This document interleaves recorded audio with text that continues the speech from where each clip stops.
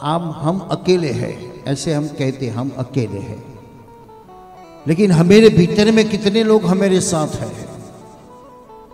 वो कभी डॉक्टर के पास जाकर चेकअप कराना सब तब बताएगा ब्लड में कितना जम्स है, शरीर में कितना जम्स है, असंख्य जम्स हमारे शरीर में भीतर में है।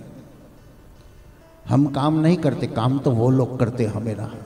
हम तो केवल खाना डालना ही काम करते, लेकिन उसको पकाना, हजम करना, लोही खून बनाना, डस्ट बाहर निकालना, वो सब काम कौन करता है?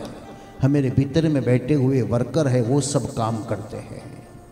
इसलिए हम नहीं खाते, हम इनको खिलाते, लेकिन अज्ञान भाव से हम यही कहते हमने खाया, हमने खाया।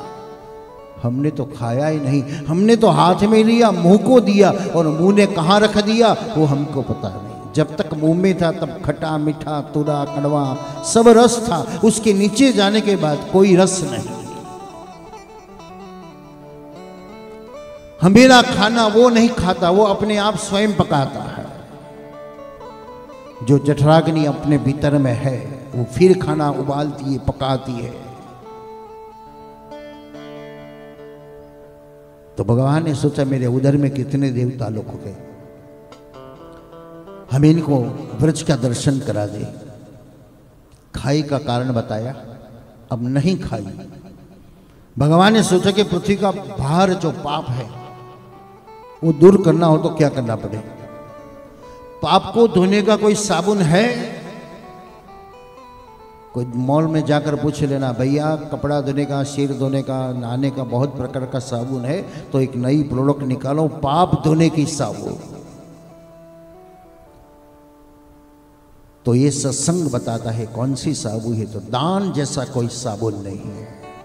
जिन हाथ से हमने पाप किया है, जिन हम हाथ से हमने गलत किया है, इन्हीं हाथ से हम दान करते हैं, तो हमारे साथ संपत्ति के साथ क्या चला जाता है, तो हमारा दुष्कर्म भी उनके हाथ चला जाता है।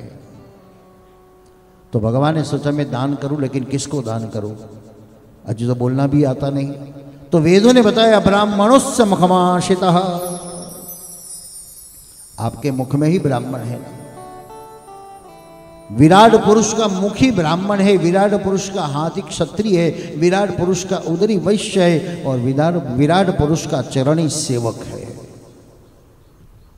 और इसलिए हम लोगों को कहते हैं आपका चरणारविंद मेरे घर पर पधराइए। शीर पधराइए ऐसा नहीं कहते, चरण पधराइए, क्योंकि विराट पुरुष के चरण में विष्णु प्रादुर्भाव हुए, तभी तो विराट पुरुष खड़ा हुए।